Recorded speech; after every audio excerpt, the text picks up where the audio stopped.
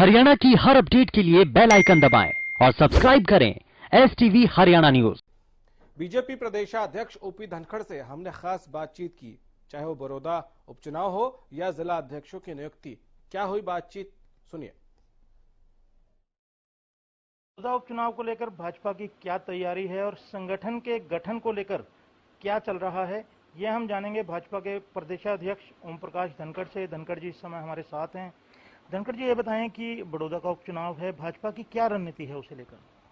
बड़ौदा में मैं भी एक बार जाकर आया हूं, जब अध्यक्ष नहीं बना था उससे पहले मैंने दौरा किया था। तो बड़ौदा के लोग विकास अभिमुखी हैं, वो चाहते हैं विकास हो। बड़ौदा में बहुत आस पड़ोस की राजनीति, गोहांड की राजनीति होती रही। हरियाणा में कहना हो तो तुम तुम्हारे गोहांडी हो, और गोहांड के नाम पर बड़ौदा के वोट लेते रहे, विकास नहीं किया। मैं भूपेंद्र सिंह हुड्डा से पूछना चाहता हूं कि 10 कोई ऐसे बड़े काम जो बड़ौदा के गिना सके कि बड़ौदा में हमने 10 बड़े काम कराए। तो वो केवल नारेबाजी ज़्यादा करते हैं, हेज हज में वोट ज़्यादा लेते रहे, लेकिन बड़ौदा का विकास नहीं हुआ। देखिए, जब उपचुनाव होता है और सत्ताधारी दल के सामने लोगों की उम्मीदें और ज़्यादा बढ़ जाती हैं और उन्हें यह भी लगता है कि सत्ता में उनकी भागीदारी होगी, क्योंकि जिस तरह से कांटे का चुनाव है और अपोजिशन की सीट है, तो ऐसे में माने कि वहाँ से जो आएगा उसको मंत्रिमंडल में शामिल किया जा सकता है और लोगों के जो वायदे और रहेंगे डेवलपमेंट के लिए, वो क्या जो है भाजपा अपने रणनीति के तहत करने जा रही है। देखिए, किसी को मंत्रिमंडल में शामिल करना ये तो मुख्यमंत्री का अपना जो है उनका निर्णय होता है, उनका अधिकार होता है।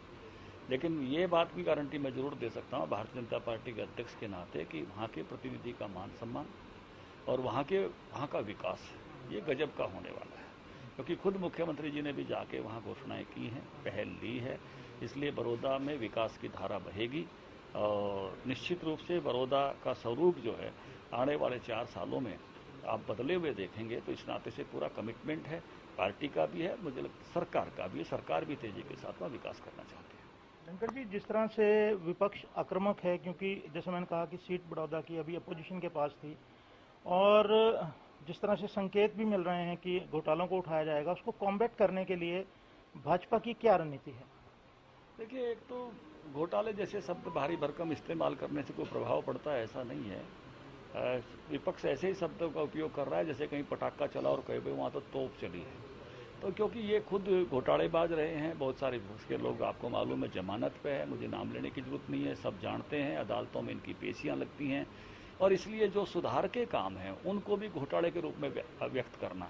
एक ये बताएं कि क्योंकि इस समय आपकी गठबंधन की सरकार है और जो बड़ौदा उपचुनाव है, इसमें उम्मीदवार किसका आ सकता है? मतलब भाजपा के, क्योंकि जजपा ने भी दावेदारी जो है छोड़ी नहीं है, जता रही है लगातार, तो क्या इसका जो उम्मीदवार है वो किसका हो सकता है?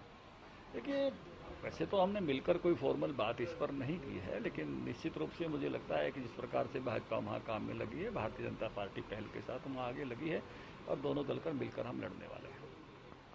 तो ये है ओम प्रकाश धनखड़ जो बता रहे थे कि जो बड़ौदा में है, लोगों को विकास का कार्य से बहुत ज़्यादा जो उम्मीद रखनी चाहिए और भाजपा और जजपा जो है वहाँ पर मिलकर चुनाव लड़ेगी। उम्मीदवार हालांकि भाजपा का होगा, उन्होंने अधिकृत रूप से कहा है, और इसके साथ साथ उन्होंने कहा कि वहाँ पर विकास की कोई कमी नहीं रहेगी। भाजपा ने विपक्षी आक्रमण को, जो विपक्षी हमलों को कॉम्बैट करने के लिए भी रणनीति तैयार कर ली है, और उन्होंने ये भी साफ तौर पर कहा है कि 3-4 दिनों में जिला अध्यक्षों का चुनाव हो जाएगा।